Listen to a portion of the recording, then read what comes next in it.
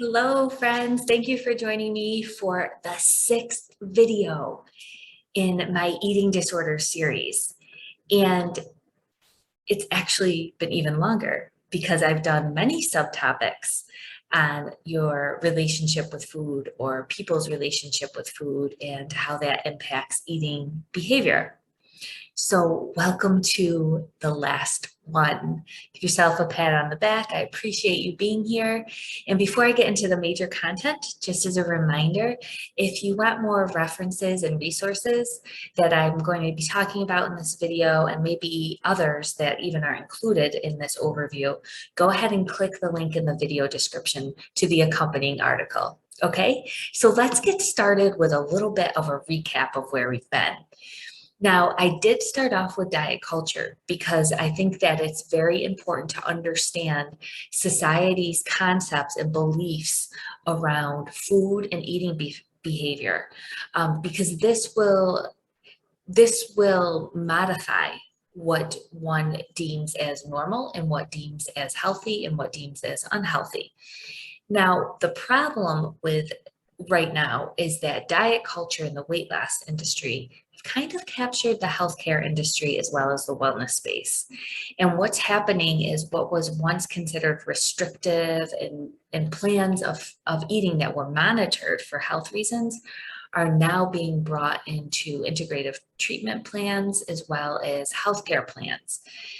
And if we don't stop and recognize the dangerous trends and deceptive messaging that's coming down from diet culture, it's really going to be hard for people to decipher what a healthy relationship to food is, what balance is, and how one can nourish and have a positive relationship with their own body's needs, right? So just be aware of that whole space of that meme of body size stigma, of weight loss as healthy, and all of these different messages that we're up against every day.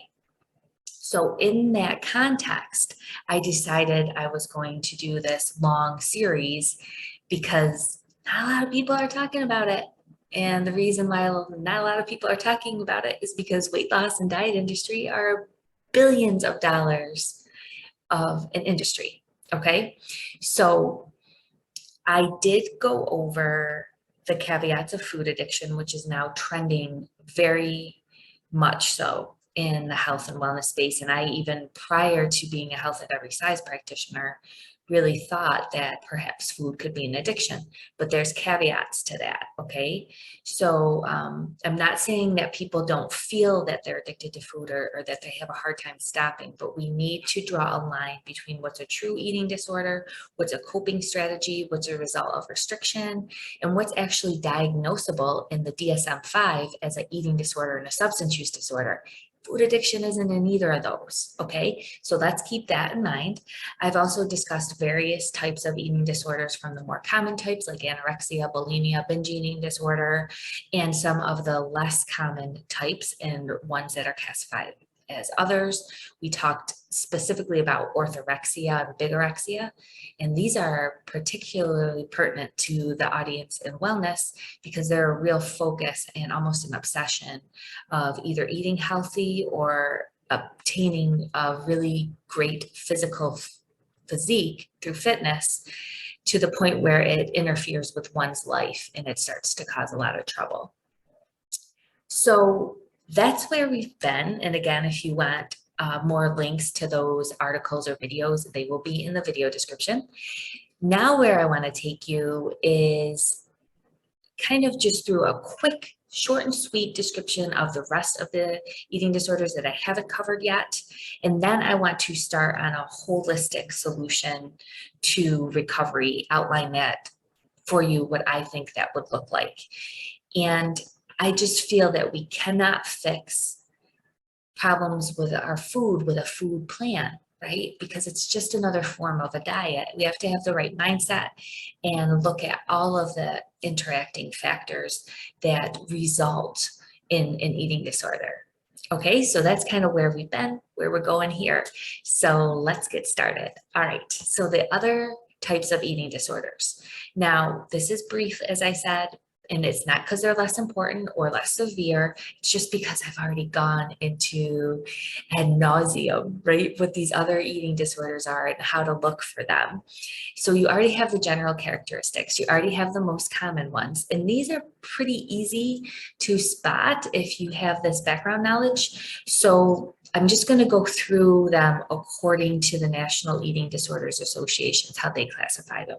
So they are avoidant restrictive food intake disorder, pica, rumination disorder, and unspecified feeding or eating disorder. So avoidant restrictive food intake disorder is kind of what it sounds like, where people just have a selective eating disorder and it limits the amount or types of food that they consume, but it isn't related to a distress about their body shape or fear of fatness. Pica is an eating disorder that involves eating items that are typically thought of as food, and they don't contain nutritional value. So people might eat hair, dirt, paint chips. Some of this, just as a side note, has been linked to nutrient deficiencies or toxicity. So that's probably what an integrative healthcare would look at with that as well. Rumination disorder is where there's a regular regurgitation of food that occurs for at least a month, and they're either rechewed, re-swallowed, or spit out. And this is a true eating disorder. Think of the ruminants that cows kind of chew on. So that's the name for that one. And then unspecified feeding or eating disorders is kind of all of what doesn't fit into a food or feeding or eating disorder, but it does cause significant distress or impairment in one's life, but it isn't like meeting the full criteria. Okay, so those are the last ones: avoidant restrictive food intake disorder, pica, rumination disorder, and unspecified feeding or eating disorder. So now we've covered all of them, okay? Through anorexia, bulimia, binge eating, other specified feeding and eating disorders, pica, rumination, avoidant restrictive food intake disorder, unspecified feeding or eating disorders, and then muscle dysmorphia and orthorexia nervosa. And remember, those other specified feeding and eating disorders, that's where you get atypical anorexia, right? Or some of these other categories that aren't specifically meeting the criteria for, say, anorexia, bulimia, binge eating, but close enough to cause severe distress, but maybe not for as long a period of time. Typical anorexia is where someone is of regular body size or even larger body size, but they still are doing anorexic behavior. So again, this perception that if we just try harder with exercise and weight, we can get really thin does not work, because there's all different factors related to body size, and that's why we need to embrace it. But that's another whole story. And yes, there are correlations between certain diseases and body size, but weight loss strategies haven't been found to be proven effective for them as far as keeping that quote unquote weight off. Okay, that was a little bit of a side track, so let's pull that back in. Now, let's talk about an integrative holistic recovery approach to eating disorders, because there's not a lot out there. And unfortunately, according to the National Institute of Mental Health, less than half of those with anorexia, bulimia, and binge eating disorders are even seeking out help to begin with. This could be a result of stigma, diet culture, or just a lot of other factors that relate to people not seeking help for mental health. But concerningly, as with a lot of other mental health disorders, dropout rates can also be high for ED treatment. But the good news is recovery is possible, and people have gotten recovered from an eating disorder, meaning that currently their eating disorder is not active. A lot of people who have had an eating disorder have to stay persistent because it can rear its ugly head, especially in the culture we're in. But there are many psychological treatments and therapies out there that are available for eating disorders, and many of them have had success. And even there's been studies that show that family-based therapies that offer support, where someone actually goes and lives with their family and the family helps them figure out what a healthy relationship with food looks like, and even may, be in charge of their feeding. Those have had some positive outcomes. Now, why is that? Why do these psychological, even regardless of the diet, quote unquote, plan, why do they have success? So there was a review of 18 outcome studies on what distinguishes a successful eating disorder treatment recovery versus one that doesn't.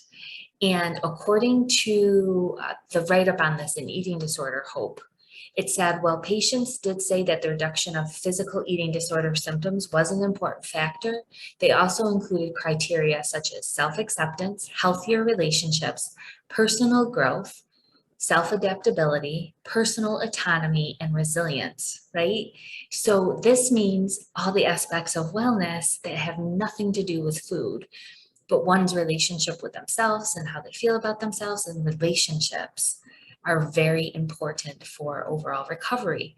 So acknowledging that the dietary plan alone, although it might be helpful, especially for someone with anorexia, to regain the weight that they need to have physical recovery, it's not going to be successful. Now, of course, there's always exceptions to everything, but it's likely not going to be successful if we don't look at the underlying risk factors for eating disorders in general. And there were a bunch of them that I went through. And again, there's a link in the accompanying article, but this is brain health factors, genetic factors, biological factors, and social factors. All of that is important. So this will likely mean team therapy or practitioners that are on board, and it's likely to include either a naturopathic or a functional medicine doctor, at least is how I'd like to see it, who have knowledge about eating disorders and they're not themselves steeped in diet culture and contributing to them, okay, because that would be bad. So that's like a holistic approach, right? Where we're doing body, mind, spirit, looking at all the risk factors, bringing in the importance of relationships and self-compassion, because we know with addictions and people with mental health, there's a lot of shame, and helping someone find their own power again and not live in that shame can be very important. Speaking of, I also want to talk a little bit about support groups specifically for eating disorder recovery, because they can provide a buffer to all of these memes of diet culture, right, that are going through our head. And isolation is a big issue for eating disorders. So I did some research and I found Eating Disorders Anonymous, and this offers a balanced, compassionate approach. It includes a spiritual, purposeful outline for living. And we know that having a purpose has actually shown to have positive mental and physical health outcomes. So this is pretty cool.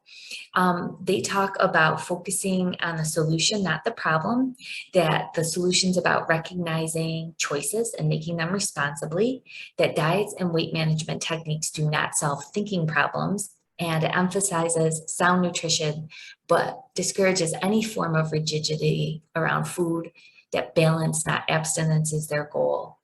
And it means living without obsessing on food, weight, body, and image. And they carry the message of recovery to help other people find balance. And they don't endorse any specific programs, and they're a totally independent support group.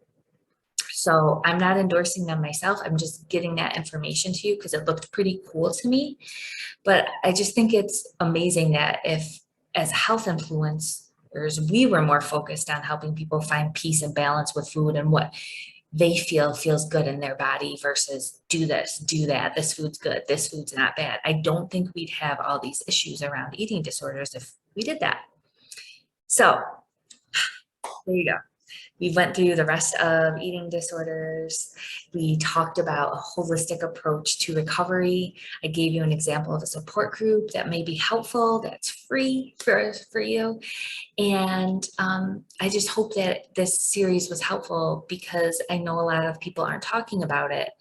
And I do feel that as a non-diet health at every size practitioner, that's also a functional medicine and naturopathic practitioner, there's not a lot of us out there.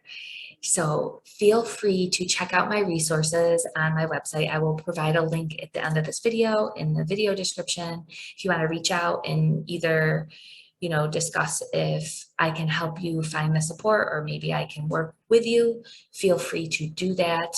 And there'll also be references in the accompanying article. I really appreciate you staying with me on this topic. I think it's vitally important, as you know, I keep saying that, and I hope that you have a very wonderful rest of your day or evening or whenever you're watching this, and that you take gentle care and loving care of yourself. I'll see you soon.